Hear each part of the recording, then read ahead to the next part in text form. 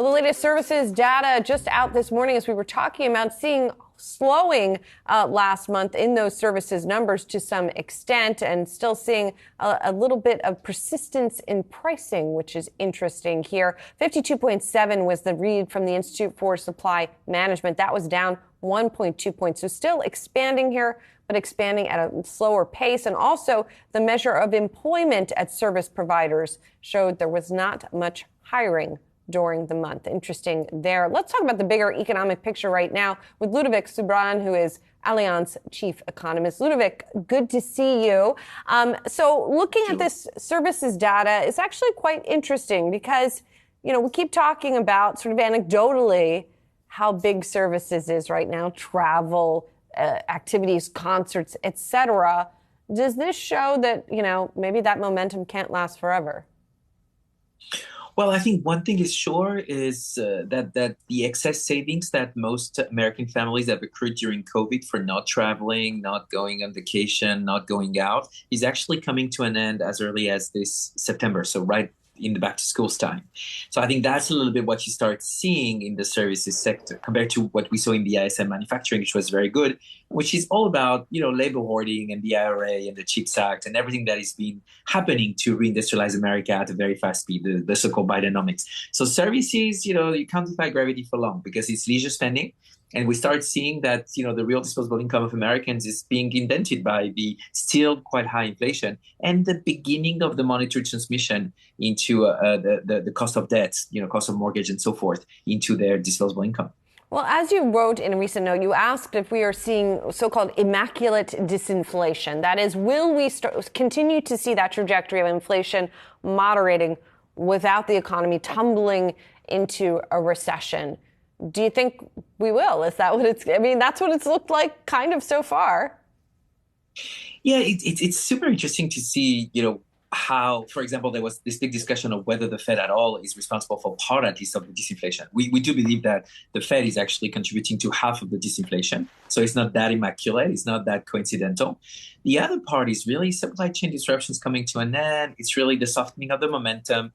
And so this is why the big question now is how long can the Fed keep interest rates high, and whether this could create even less growth going forward, especially as 24 is an electoral year. So we know, if we remember 2016, that is quite a muddle through time, right? Quite a purgatory for growth.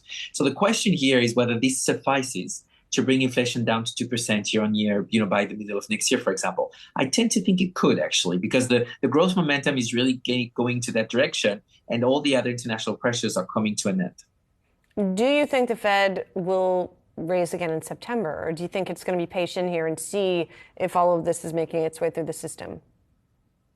That's a good question, and I don't have my crystal ball, but I believe they may have to do one last hike, unfortunately. Why? Because there are still some sticky pressures on wages in the US. And so the Q2 numbers were really high. So I would be in the camp of a possible hike again in September. But, you know, a lot can happen by then because, you know, you've seen what happened with the Fitch downgrade. And there are a lot of, you know, discussion now about what is good fiscal and whether there's been not too much fiscal so far. So it's 50-50, but I would still think that one more hike could be needed because of still the slightly overheated and the slightly, you know, risks of having long-lasting inflationary pressures. And we know how detrimental it is to the most vulnerable of Americans.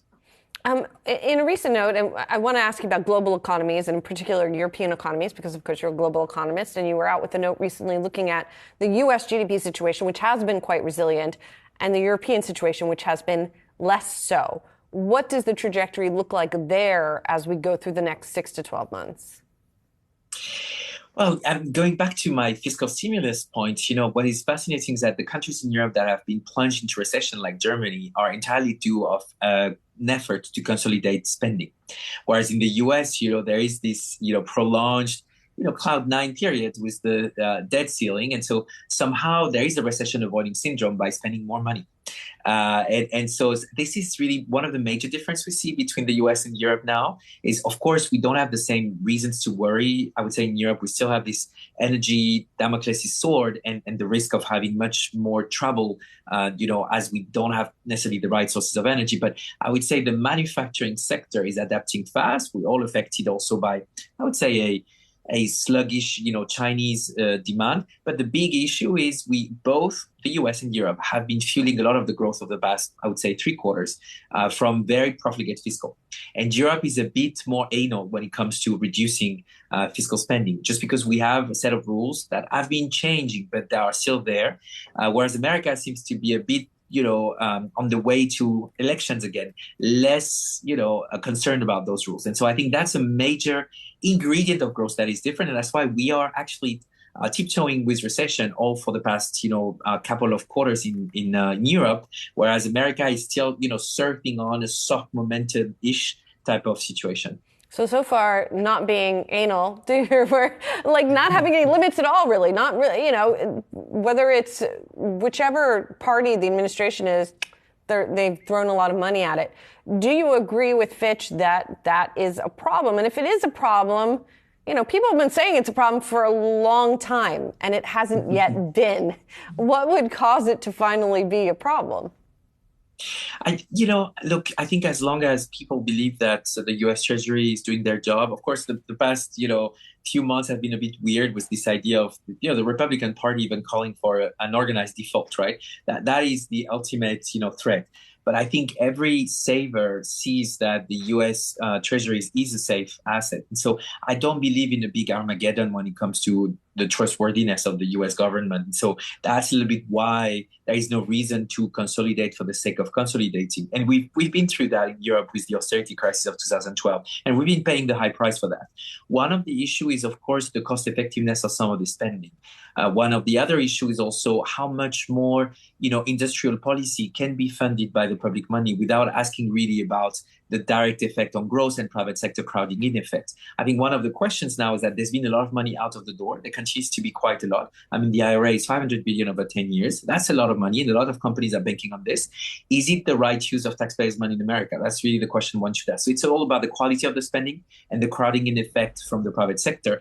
Look, climate change is a big problem, so any money, any dollar is a good dollar. But I think there are ways to make sure this is not creating a lot too much inflation, which is also what we've seen in the US in 2021 and 22.